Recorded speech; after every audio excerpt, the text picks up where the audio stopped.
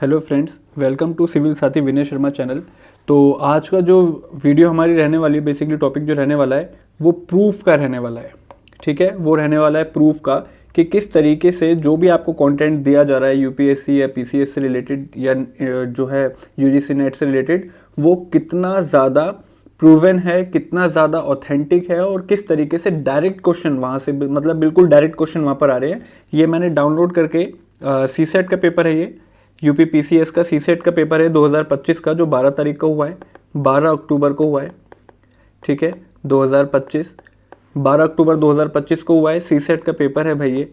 ठीक है, second paper है जीएस का, सेकंड पेपर है उसका। ठीक है, और ये 12 तारीख को हुआ है और इससे 2 हफ्ते पहले, 2 वीक्स से पहले मैंने एक वीडियो बनाई थी जिसमें मैंने अपभ्रंश और जो हिंदी की बोलियां हैं, मैंने उनके क्षेत्र के बारे में बताया था।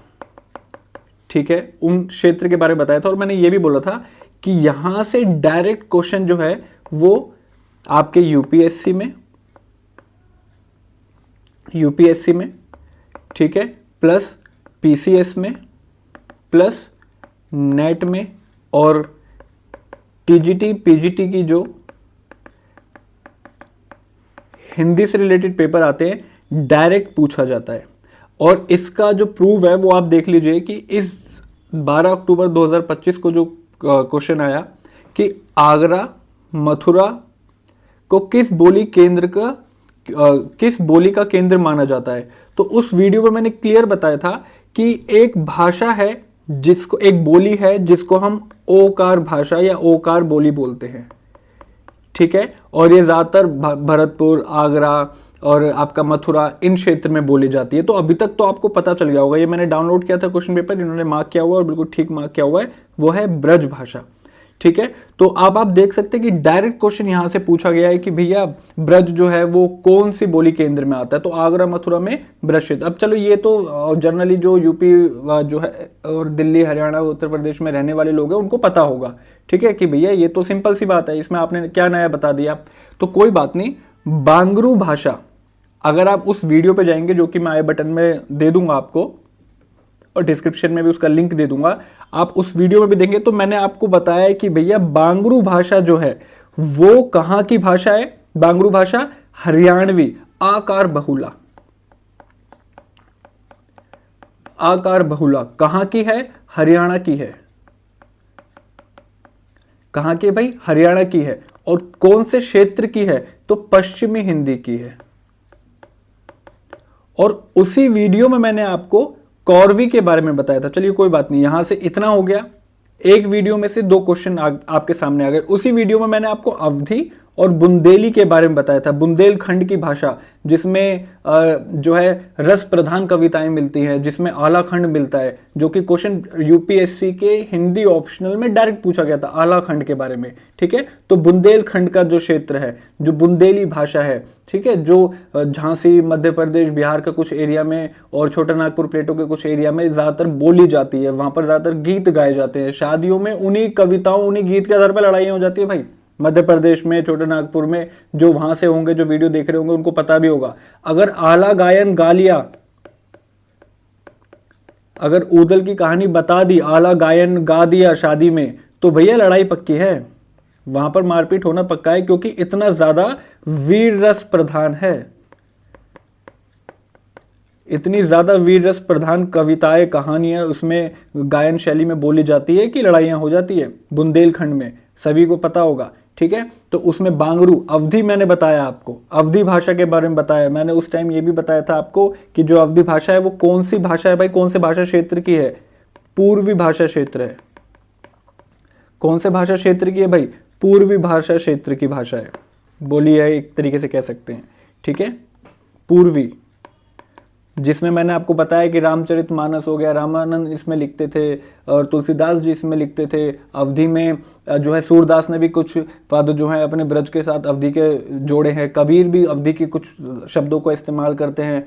साथ ही साथ आधुनिक काल में अगर जाएंगे तो आपको भारतेंदु काल में भी अवधी के शब्द मिलेंगे। तो आप यहाँ से देख सकते हैं कि अवधि जो है कितनी ज़्यादा इंपॉर्टेंट बन जाती है। क्षेत्र बताया, पूर्वी क्षेत्र मैंने आपको बताया था, ठीक है। इसी के साथ मैंने अवधि के साथ आपको बघेली भी बताया था। बघेली, बघेली छत्तीसगढ़ी, छत्तीसगढ़ी। तो आप ये देख सकते हैं। आगे क्वेश्चन और देख लेते हैं, कोई बात नहीं, इसमें और भी क्वेश्चन देख लीजिए। 6 नंबर का क्वेश्चन है भाई, कौन सी पूर्वी हिंदी की नहीं है? पूर्वी हिंदी की नहीं है। अब किसी ने ये वीडियो देखी होगी, उसको पता होगा भाई पूर्वी हिंदी में तो 3 बताई थी विनय सर ने। कौन कौन सी? अवधी बताई थी, बघेली बताई थी, छत्तीसगढ़ी बताई थी। अब देख लेते हैं यहाँ पर आ रही है क्या, कौन सी भाषा है। अवधी है भाई, बघेली है, छत्तीसगढ़ी है, ठीक है पूर्वी में। तो कौन से नहीं है? भोजपुरी नहीं है भाई। तो भोजपुरी फिर कहाँ की हो गई? अगर इसकी नहीं है तो भोजपुरी कहाँ की हो गई? मैंने उसमें यह भी बताया था कि ये मागधी क्षेत्र है, ये मागधी क्षेत्र है। इसके ऊपर अर्ध मागधी बताया था, अर्ध मागधी बताया था, जिसमें अवधि आ गई थी, ठीक है भाई। तो अब आप खुद देखिए कि डायरेक्ट क्वेश्चन आपको एक वीडियो में से 5 क्वेश्चन एक वीडियो में से मिलना बहुत बड़ी बात होती है। मैं आपको ये नहीं बोल रहा कि सारे क्वेश्चन मेरी वीडियो में से ही आए हैं या आप सिर्फ मेरी वीडियो ही देखो। आप पढ़ो, आप अपनी सेल्फ स्टडी करो, आपके पास जो कंटेंट है, जो भी आपके पास स्टैंडर्ड बुक्स हैं, आप उनसे पढ़िए। अगर ऐसा कंटेंट आपको नहीं मिल रहा कि एक वीडियो में से आपके पूरे क्वेश्चंस आ जाए, और ये मेरी गारंटी से है, मतलब ऐसा मैंने उसी टाइम बताया था, अगर ना आए क्वेश्चन तो आप मुझे बता सकते हैं कि सर एक भी क्वेश्चन नहीं आया। जो टॉपिक कराया जाएगा, अगर उस टॉपिक में से क्वेश्चन आएगा तो डेफिनेटली क्वेश्चन जरूर होगा।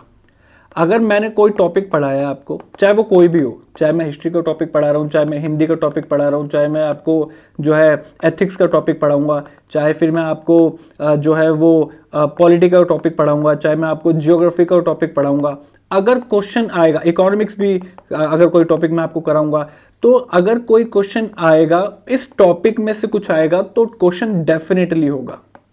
तो वहां पर आपको क्वेश्चन डेफिनेटली मिलेगा। अगर मैंने उसकी वीडियो बनाई है तो डेफिनेटली वहां पर आपको मिलेगा, क्योंकि 5 क्वेश्चंस आपको लगातार एक ही पेपर में आपको देखने को मिलेगा। अब आप नेट का पेपर भी देखिएगा, दिसंबर में है, दिसंबर में भी नेट का पेपर है। जो मैं आपको चीज़ें करा रहा हूँ, बहुत सारी चीज़ें, अभी ऐसे तो नहीं है कि ये सारी वीडियोस में एकदम से बना दूंगा। टाइम लगता है वीडियो बनाने में, आपको डिलीवर करने में कंटेंट को काफ़ी टाइम लगता है भाई। बहुत कुछ पढ़ना पड़ता है, तब आपको बताना पड़ता है कि कौन से टॉपिक है, कौन से इंपॉर्टेंट है, बहुत एनालाइज करना पड़ता है। पिछले 30 सालों से जो PYQs हैं, उनका रिदम क्या है, वो किस तरीके से कहाँ से पूछे जा रहे हैं, कौन सी चीज़ें, अब क्योंकि कॉम्प्लिकेटेड नहीं रही हैं चीज़ें, अब सिंपल हो गई हैं।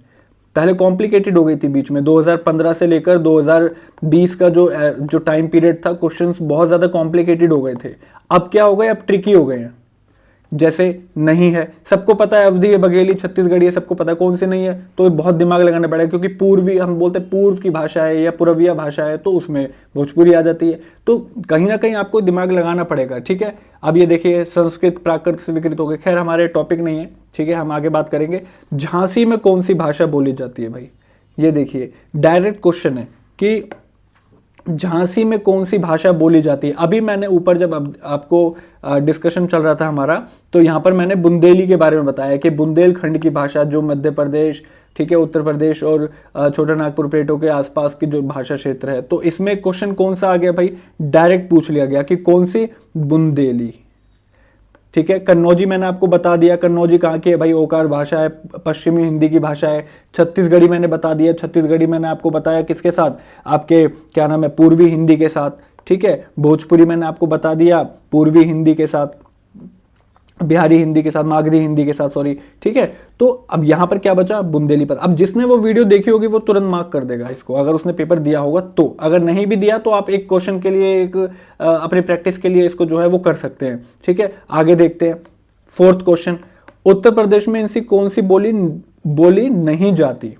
ब्रजभाषा सबको पता है, कन्नौजी सबको पता है, अवधी सबको पता है, पहाड़ी हिंदी आपको पता होगा, मैंने अपभ्रंश बताया, उसमें अपभ्रंश क्षेत्र बताया। अपभ्रंश क्षेत्र का सोर्स यानी अपभ्रंश में से एक और हिंदी निकली, जिसको हम पश्चिमी शौर सैनी या पश्चिमी जो है शौर सैनी अपभ्रंश की मान लेते हैं, और उसी से आपकी, मैंने आपको बताया पहाड़ी हिंदी। पहाड़ी हिंदी, और पहाड़ी हिंदी में मैंने आपको 2 भाषाएं बताई थी, एक कुमाऊनी और एक गढ़वाली। पहाड़ी हिंदी में मैंने आपको कुमाऊनी और गढ़वाली बताई थी। तो आप ये देखिए, मैंने तो आपको पहाड़ी हिंदी के अंदर की भी दो भाषाएं बता दी कि कौन सी है। यहाँ पर तो सिर्फ ऊपर ऊपर से पूछा हुआ है कि भाई पहाड़ी हिंदी कौन सी भाषा क्षेत्र है जो जहाँ पर नहीं बोली जाती। तो ब्रज बोली जाती है, कन्नौजी बोली जाती है, अवधी बोली जाती है, लेकिन पहाड़ी जो है वो कहाँ बोली जाती है? पहाड़ी हिंदी में बोली जाती है, कुमाऊनी और गढ़वाली क्षेत्र में बोली जाती है। तो अब आप देख सकते हैं कि अगर आपको एक वीडियो देखने के बाद आपको 2, 3,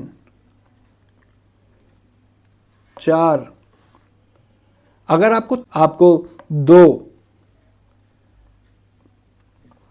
3,